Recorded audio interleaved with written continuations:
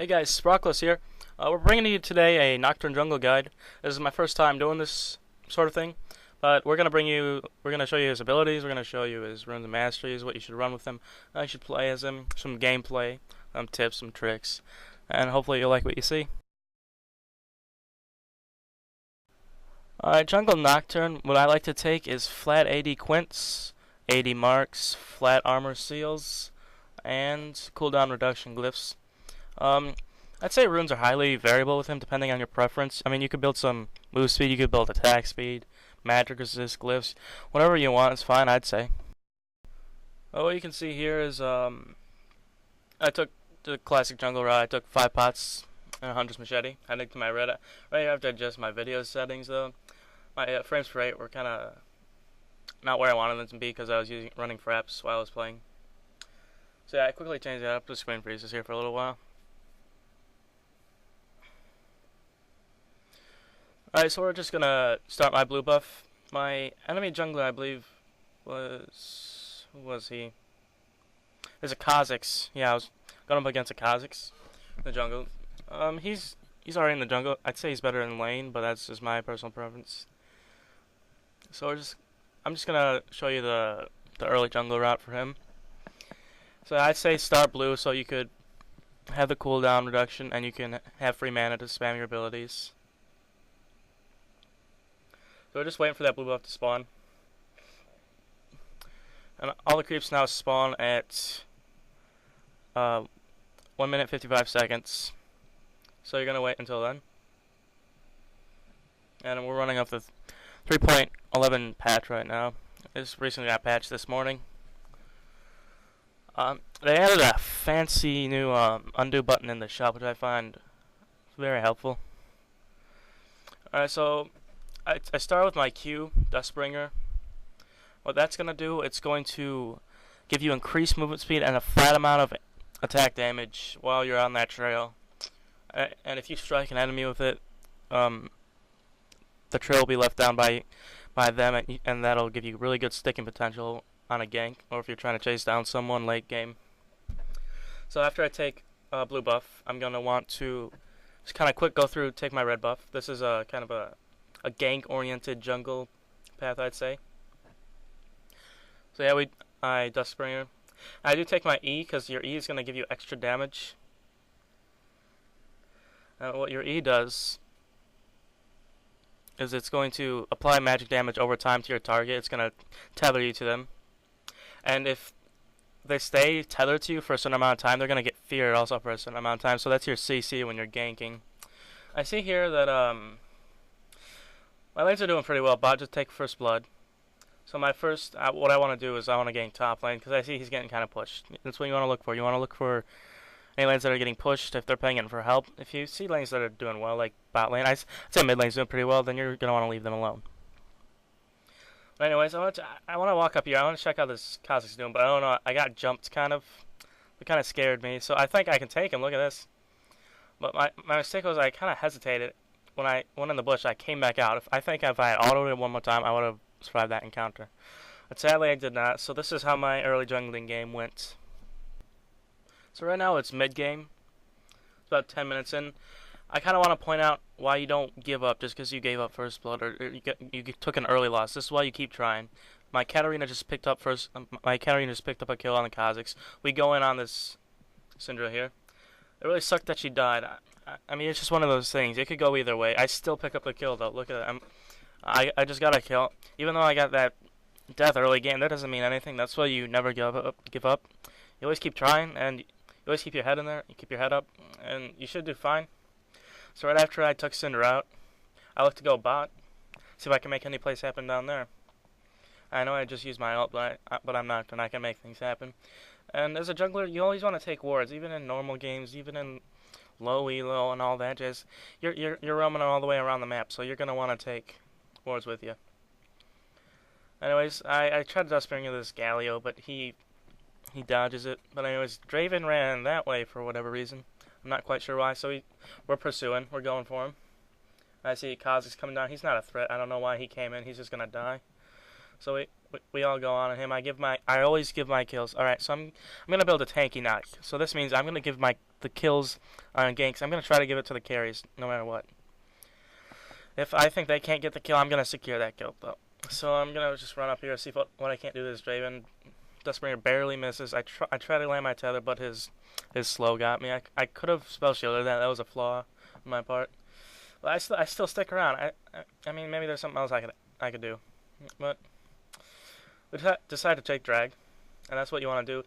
After a successful gank bot, you should always at this point take objectives. You want to force an objective. You don't just want to gank a lane and then just have that be that. You want to push an objective. That's what we do. We take dragon. Barely any contest. We see Draven coming down. He's not gonna do anything. I get him away. Look at that. I know Twitch and Thresh should get out of here. They shouldn't be back in that bush because I know their team's coming. I can only hold for so long. The Kha'Zix stealth. What is he doing? I kill that shit. Yeah. Katarina comes in balls deep. I still follow this Kha'Zix. I'm like, all right, we're gonna do something here. I 1v1 him again in the bush. Let's see. I take the kill. There we go. So that's why you just never give up. I mean, you just try to make plays happen. You play safe, but you want to make plays happen at the same time. That's so. Yeah, mid game rolls around and this happens. So, yeah. Now this is something else I wanted to point out. Something else you want to do as a jungler. I can see my bot lane just pretty much almost picked up a double kill. Draven's forced out of lane. I see that. They killed the support. So, alright, I take a look at my lanes. Alright, jungler's mid, and we got top just kind of duking it out. This is a free tower right here.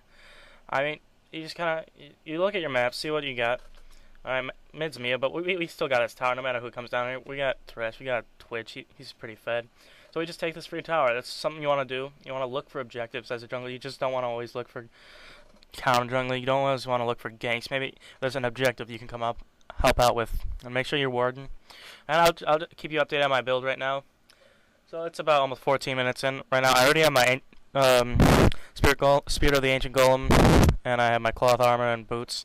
Again, I'm going tanky Nocturne. I'm not going to carry it. Although I think I very well could at this point. I mean, my team's pretty snowballing.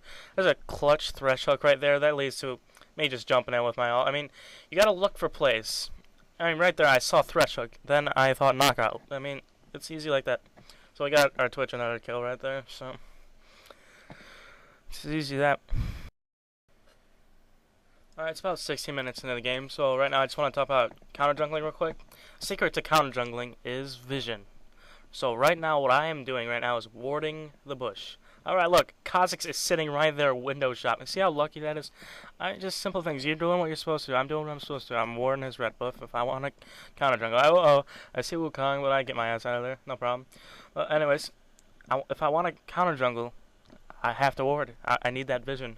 I need to see what's going on in that buff before I try to go balls deep. So I throw the ward down and I get a kill out of it. You know, it's a good trade. 75 gold for a kill. I'd say I'd take that trade any day. Alright, this is a little bit later in the game. Not too late though. It's 18 minutes into the game. I just want to show you what you should do a little bit in a team fight. So I just ulted. All I was doing is trying to get some harass off. But Katarina had different plans. She flashes Shumpo's in and it just picks up a quick kill on Syndra. And it's not much of a team fight, but typically that's what you want to do. You just want to get down, try to ult in on one of their carries, and magic usually should happen if you're doing what you should be doing right. Now what we get out of this is get harass off on the tower. We take this eventually. I mean, Kha'Zix, he's not doing anything. Look at him. He's 1-5, and I'm 3-1. I mean, he's 1-4, I should say. I'm 3-1. I mean, I bet he's thinking back at that first blood he got and how much it matters now, right? But that's why you gotta just keep on trucking. I leashed Twitch this red buff. He needs it, I guess. He's so underfarmed. Yeah. Anyways, that's what you should be doing in team fights. Is just trying to hold down on a carry, keep him subdued while your carries dish out damage. So this is kind of like moments later. Another team fight breaks out. I lead with my Dustbringer. Katarina comes in like out of nowhere and just starts ulting, going crazy. What I'm just trying to stick as hard as I can. I pop my ghost just to kind of go a little ham, but no one else kind of followed me, so I was like, I don't know who's behind that turret. I see Syndra there. She's a bit stronger than Kha'Zix right now, but a little exchange. We get a turret. I mean, Katarina is really okay, even though she's on that low health. She has very high mobility. I bet at this point she has low cooldowns compared to starting out. So, yeah, that's what I mean. I have a sizable lead. Our team has a sizable lead. Granted, it's only 13-7, but you take a look. All right, we got mid. They got mid. We got bot. They don't have bot. There's we got a turret lead right there. So I'm just taking my blue. As you can see, I have like 2,000 gold. I haven't stopped in the shop yet, so later I'm gonna pick up a locket of the Iron Solari. I like to take the locket of the Iron Solari right now because it gives you. It's gonna give you armor and MR. Oh no, I see cannon. No, he dies. Well, oh well. That's what happens to a lot lady.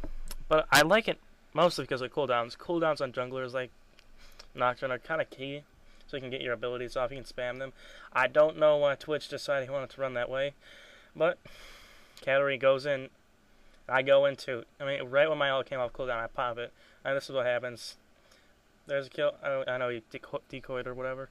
I get a kill on the Kazakhs again just for good measure. I know Wukong's probably gone by now, but that's what happens. I mean, even now we still have a potential to take a bad play and turn it into a good play, just with some basic thought process and playmaking. I mean, I tried to ult as soon as it was off cooldown, and I don't know if I would say that Katarina, but I definitely helped out in killing some people, and that pretty much marked like the end of the game. It kind of showed our dominance, and I'm again warding his red buff. I see that it's up, and I can take it. I mean, it's that easy. It's easier when you kind of have a lead like this, I will admit. Early game, I mean, depending on who you're going up against, you could counter jungle. Like you could, let's say, I know Kazakhs is gonna start his blue buff. Okay, with that in mind, I can also start my blue buff at the same time, and then head over to his red, where I believe he's gonna head to. I can meet him there. I can wait in that bush. If he doesn't do what you're supposed to, if he doesn't take his buff into his bush, I can just wait there until he takes it low enough, and then I can just smite it away from it and just run away like a little scumbag Nocturne. But anyways, I have like 3,000 farm now, so I back to the shop. I do pick up that locket, and now I'm pretty set. Like now I'm gonna feel pretty comfortable diving into team fights. I mean, I got a shield, and I think I can do pretty much whatever I want, especially if I have my team backing me up. And yeah. Alright, so coming up here is the last team fight that's going to happen before the end of the game. And I'd just like to clear up a few things about Nocturne. I believe to take the full use out of his kit, you wanna build tankiness. You wanna be that initiator. You wanna be that guy who can kind of just jump in and do all of what he can. And by the end of him doing that, like by the time you can even kill him, his team should have already killed you. So that's pretty much what happened here. I know I die here, but I initiated strong, and I do die, but I'm taking advantage of his kit. Like I stay in there a lot longer than I would have had I, built straight AD. And yeah, so the enemy team had enough of us, and they surrender. So that's GG.